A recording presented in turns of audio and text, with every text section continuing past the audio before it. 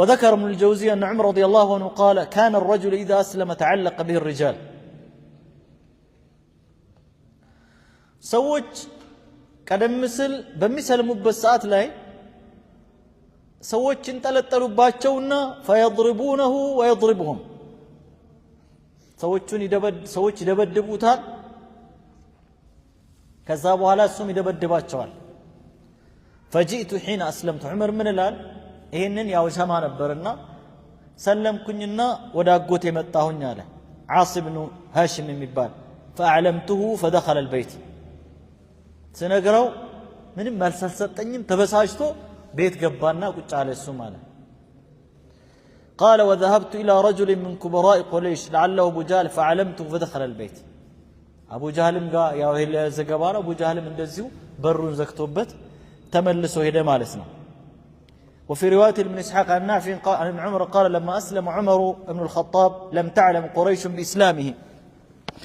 عمر بن الخطاب سيسلم قريشوች መጀመሪያ ላይ አላወቁትም ማንንም ጋር አማከረም ምንም አይነት ቅርበት እንዳለው ተስፋ የሚያረግም ሰው የለም በጣም ስለሚፈራ ማን ቀርቦ ዳዕዋ ያደርግለታል ዑመር ብን ኸጣብ ማን ደፍሮ ሄዶ እስልምና እንዲህ ነው ብሎ ሊነግረው ራሱ ይችላል فقال أي أهل مكة ከዛ ዑመር ብን ኸጣብ ምንድነው ያደረገው ልክ እንደሰለመ መረጃ ጠየቀ ምን ብሎ አዩ አህል መከተ አንሸኡ ለልሐዲስ ከመካ ሰዎች ማን ነው እስቲ ወሬን በማሰራጨት ወሬን በማዳረስ ይሄ አሁን የዘመናችን ላይክ በቃ እንደ ቃለ ቀባይ ወሬ አቀባባይ የሚባል ሰው አለ አይደል በቃ ትንሽ ነገር ውስጥ ማትቀመጥ ሰው እዛም ሄዶ እዚህም ሄዶ ወሬ ሚዲያ ስለሌለ እንደ ዘመኑ ፌስቡክም ሬዲዮም ቴሌቪዥንም የለም እዛ ላይ ሄዶ ብኖር ኖሮ ዑመር ብን ኸጣብ እዛ ላይ ሄዶ ነበር መናገር የነበረው ማን ነው እስቲ ወሬን ይዞ ከጫፍ ጫፍ የሚያዳርስ ሰው ብሎ ሲጠይቃቸው فقالوا جميل بن معمر الجمحي جميل بن معمر الجمحي የሚባል ሰው አንድ ወሬ እሱ ጋር ከደረሰ ከተማውን በሙሉ በአንድ ጊዜ ይዳረሳል እሱ ጋር ሄዳሉት فخرج إليه وأنا معه ልጁ ናፊዕ አብሮት ነው ያለውና ተከትዬ አብሬው ወጣሁኝ አለ አዕቅሉ ማ አራ ወአስማዕ ልጅም ቢሆን ማየውን ምረዳ ምሰማውንም ምገነዘብ ሰው ነበርኩኝና فأتاه جميل بن عمرو بن محي قامتنا فقال يا جميل إني قد أسلمت جميل هوي سلم يالله قال فوالله ما رد عليه كلمة سويو كمن ناددوم يتنسى لوري كالو طماتم يتنسى عندك عالم ملسل سطو منا حتى قام عامدا الى المسجد وده مسجد ነው ሄደው ወደ መስጂድ الحرام ካዕባ ተቀብ ሰው ዛም ሰበሰበበት ቦታ ብዙ ሰው ያው ወሬያቸውን የሚያወሩበት ሽምግልናቸውን ንግዳቸውን every social religious ሃይማኖታዊ ማህበራዊ ጉዳያቸውን የሚፈጽሙት ካዕባ ዙሪያ ነውና እዛ ሄደ ቀጥ ብሎ ከዑመር አንድ መልስም ሳይሰጥ ለዑመር ከዑመር እንደተለየ ማለት ነው فنادى بأعلى صوته دمس كف أدرجو جوها يا قريش علاتهم كل سوجورون ستو إن ابن الخطاب قد صبع يخطاب لجكو يدرو امنتون تتو أدس امنتيزوا صبع مالت بعربنا عند سو يازون هيمانو تتو ودليلنا امنت سيهد صبع يلوتال صابئ يلوتال أفنقتا የአባቶቹን የኛን እምነትን ትቶ ሌላ አዲስ ሃይማኖትን እኮ ያዘ ዑመር ብን ኸጣብ ዑመር ግን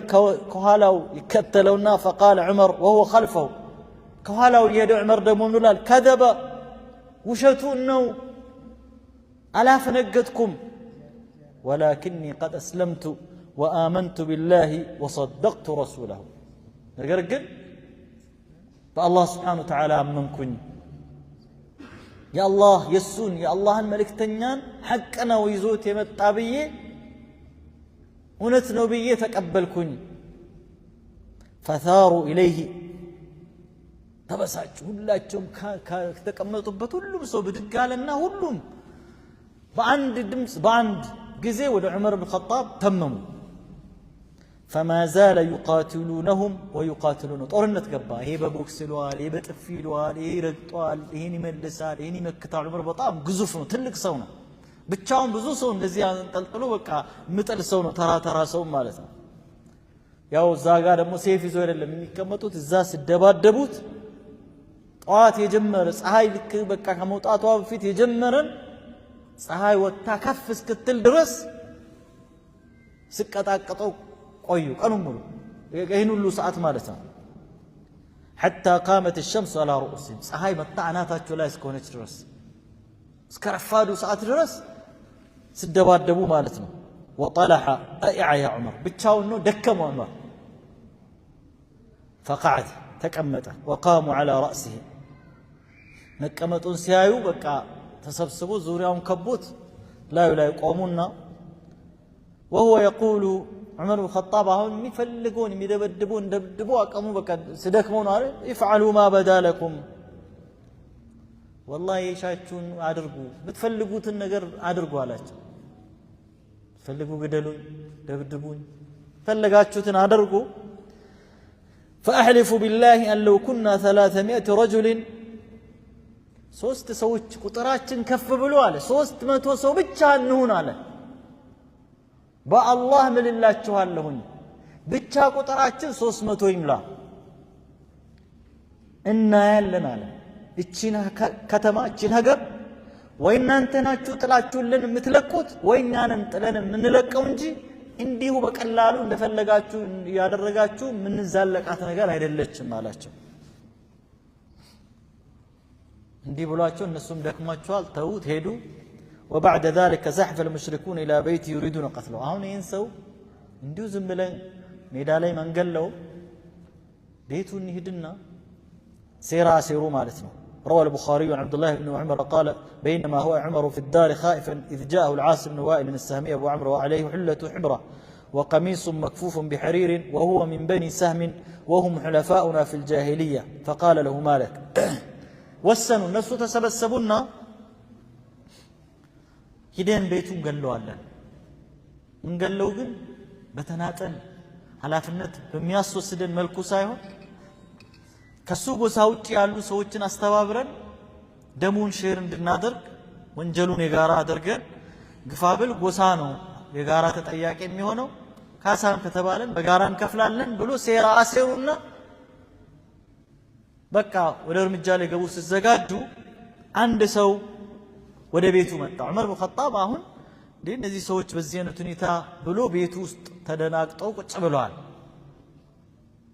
ሰውማ አልደረሰለትም እነዚህ ሰዎችም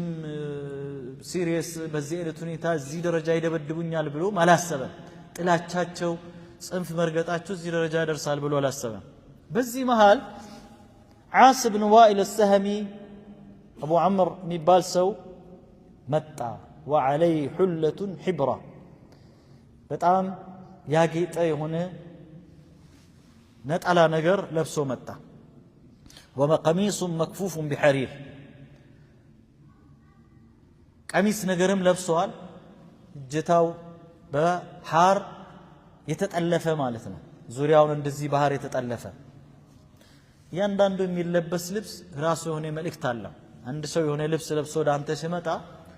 ለኖርማል ወሬ ሲመጣ ይታወቃል ለሽምግልና ሲመጣ ይታወቃል ለጸብ ሲመጣ ይታወቃል ለግድያ ሲመጣ ይታወቃል ከዛ وهو من بني سهم ይሄ ሰው ከበኒ ሳም ጎሳ ነው በኒ ሳም ከሚባሉ ሰዎች ጎሳ ነው وهم حلفاؤنا في الجاهليه ከዑመር ብን ኸጣብ ጎሳ ጋር ግን በጃሂልያ ምን አላቸው የጋራ ስምምነት አላቸው አሊያንስ አላቸው ልክ አሁን እዚህ ዘመን እንደምሳሌ ልስጣቸው ለምሳሌ አፍሪካ አንድነት ይባላል አፍሪካውያን የጋራ የሆነ ቤት እንዳላቸው የጦር ለምሳሌ ከወሰነ ኔቶ ይባላል አይደለ የሰሜን ሀገራት የጦር ቃል ኪዳን የሚባል ሌላኛው ዋርሶ የሚባል ሌላው በተቃራኒው ያለ እንደዚህ የጋራ ስምምነት አላቸው ጎሳው የተለያየ ነው ግን ተስማምቶ ከተጠቃን አብረን ልንቆም ችግር ሲፈጠር እንደዚህ አንዳችን ለአንዳችን መከታ ወገን ለመሆን ብሎ የጋራ ስምምነት አላቸውና ከዑመር ጎሳ ጋር የበኑ ሳም አንድ የጋራ ስምምነት ያላቸው ናቸውና فقال له مالك በዚህ ሰዓት በዚህ አይነት አለባበስ ሲመጣ ዑመር ጠየቀው ምን ነው በሰላም ነው የመጣህ ነው قال زعم قومك أنهم سيقتلوني إن أسلمت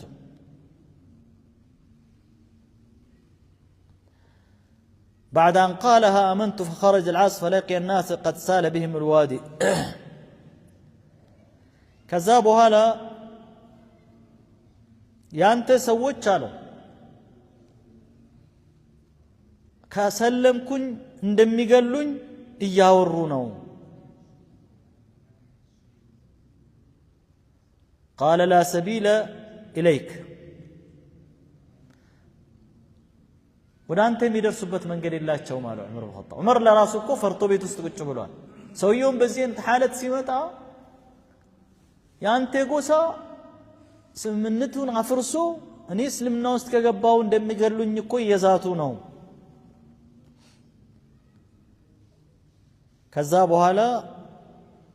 ማንም ሰው ሊነካ አይችልም አለው قال لا سبيل إليك بعد أن قالها آمنت فخرج العاص فلقي الناس قد سال بهم الوادي عمر لمقدل يتسباسبوا سوتشن أينا سوتشو فقالوا هذا ابن عمر وطا سياي سوتش زوريهم بمولو كبوتار فقالوا هذا ابن الخطاب الذي قد صبا نو هي ሰውየው ነው ዑመር ኢብኑ ኸጣብ መጀመሪያ ላይ ያንተ ሰዎች ከሰለምኩኝ ሊገሉኝ ነው ብሎ ስለው ሰውየው ደግሞ የጎሳ መሪ ስለሆነ ማንም ሰው ሊያደርገው አይችልም ስል መስለሙን ነገረው ከዛ በኋላ ሰው ዑመርን ለመግደል ሜዳውን ሞልተዋል ዑመር ኢብኑ ኸጣብ መጣና አዩት ይሄ ዑመር ኢብኑ ኸጣብ የሚባለው ሰውዬ ነው ያፈንጋጭ መገደል አለበት ብሎ ስሉት قال لا سبيل إليه ልትነኩት አትችሉም አላቸው በሁለቱ ጎሳ መካከል ያለው የጋራ ስምምነት አንዱ ሰው ከኛ መካከል ከተነካ ዝም አንልም እንረባረባለን እንደጋገፋለን ጠላታችንን በጋራ እንዋጋለን ብለዋል በአንድ ሰው የተነሳ ጦርነት ሊነሳ ነው ማለት ነው አትነኩትም አላቸው فكر الناس ከዛ በኋላ ሁሉም ሰው ተመለሰ ወደ ቤቱ وفي لفظ في رواية ابن إسحاق والله لكأنما كانوا ثوبا خشط عنه عند عند وط هنا لبس يتسفالاچو ነበር የሚመስሉት አለ በአንድነት ለጦርነት ዑመርን ለመግደል አወጣጣቸው ስታይ ልክ አሁንም ያ ልብስ የወለቀ ያክል ነው የሚመስለው ሁሉም ሰው ወደ መጣበት ሲመለስና ሜዳው ባዶ ሲቀር ይህ እንዳጠቃላይ የዑመር መስለም ሙሽሪኮቹ ዘንድ ኩፋሮቹ ዘንድ ምንድነው የፈጠረው ምንድን ጋጥ የፈጠረ ምን ሪአክሽን ነበረው የሚለውን እንዳጠቃላይ እስከዚህ ድረስ ነው ያየነው ማለት ነው ሙስሊሙ ዘንድስ ምንድነው የፈጠረው እንደው መግቢያ ላይ ትንሽ ነገር ካለን ውጪ ምንድነው ምን አይነት ያቅጣጫ የፕሮግራም የእርምጃ ለውጥ ምንድነው ያስከተለው هذا بالنسبة للمسلمين أما بالنسبة للمسلمين فروى مجاهد عن ابن عباس قال سألت عمر بن الخطاب لأي شيء سميت الفاروق بخاري لا بتزجبوا صحيح حديث لا مجاهد عبد الله بن عباس يا عبد الله بن عباس درسانه مجاهد عبد الله بن عباس عمر طيقوت لان مسلمو زند يفترون امبريشن يفترون مورال يسطون ጥንካሬ ለማየት ይሄን ታሪክ ማወቅ በጣም በቂ ነው ማለት ነው አብዱላህ ኢብኑ አባስ ዑመር ኢብኑ ኸጣብን ጠየቁት ያ ዑመር لماذا سميت الفاروق فاروق ተብለ ለምንድነው ስም የተሰጠ ስሙ አባቱ ያወጣለት ስም ማን ዑመር ነው አይደል ዑመር ኢብኑ አልኸጣብ ፋሩቅ በምክንያቱ ፋሩቅ የተባለው ፋሩቅ ፈርቅ ማለት ሚለይ ማለት ነው ሚከፋፍል ሚለይ ሚነጥል እንደማለት ነው ጥሬ ቃሉን ከወሰድ ነው ፋሩቅ ለምን ተባልክ ብሎ አብዱላህ ኢብኑ አባስ ዑመር ኢብኑ ኸጣብ ራሱን ነው የጠየቀው قال እንዲህ ነው አለው ታሪኩ ፋሩቅ የተባልኩበት ምክንያት አለው أسلم حمزة قبلي حمزة كان يقدم بلو اسلمنا تقبل ب3 أيام ሶስት ቀን ብቻ ከኔ ቀድሞ ሻሃዳን ተቀበለ حمزة ابن عبد المطلب ባለፈው ደርሳችን ላይ አይተናል እሱ እስልምናን ለመቀበል ፈልጎለም ረሱል ሰላም ወአቡ ጃህል መደብደባቸውን ሰማ እንደው ከፈለክ እኔም በሱ መንገድ ላይ ነኝ ብሎ ነው ያለው እና ከዛ በኋላ ረሱል ሰላም ዱዓ አድርጎለት ጸንቶ ከዛ በኋላ ለእስልምና ትልቅ ክንድ ሆነው حمزة በዚህ መልኩ ነው የመጣውና ከኔ በፊት 3 ቀን ቀድሞ ብቻ ነው حمزة የሰለመው አለ ዑመር ثم قص علي قصة إسلامه ከዛ በኋላ እሱ ደግሞ እንዴት እንደሰለመ የእስልምናውን ታሪክ እንዴት አሰላለሙን ተረከልኝ ማን ነው ምለው ضرام عباس ዑመር ነው የተረከለት ማለት ነው وقال في آخره تركاو መጨረሻ ላይ እስልምና ወደ እስልምና እንዴት እንደመጣ መጨረሻ ተረካው ላይ እንዲህ አለኝ قلت أي حين أسلمت يا رسول الله سلمي ካልኩኝ በኋላ ወደ ረሱል ሰላም መጣሁኝና የአላህ መልእክተኛን እንዲህ አልኳቸው እቺ ዋንኛው ፖይንት ፋሩቅ እንዲባል ያደረገችው ማለት ነው يا رسول الله ألسنا على الحق إن متنا وإن حيينا ችናት እኛ ያጣና حبتي في الله يا الله መልእክተኛ ሆይ ብንሞት በህይወት ብንኖርም ሐቅ ላይ አይደለን ወይ ሐቅ ላይ አይደለንም ወይ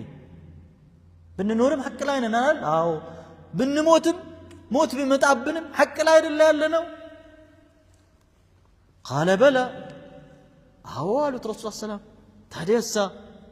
والذي نفسي بيده نفسي በእጁ ባለች ጌታ ይሁንብኝ ሐቅ ላይ ነው ያላችሁት انكم من الحق وان متم وان حييتم በህይወት ብትኖሩም ብትሞቱም ሐቅ ላይ ነው ያላችሁት ነፍሴ በእጁ ባለች ጌታ ይሁንብኝ ነፍሱ በእጁ ባለ ጌታ ይሁንብኝ ሐቅ ላይ ነው ያላችሁት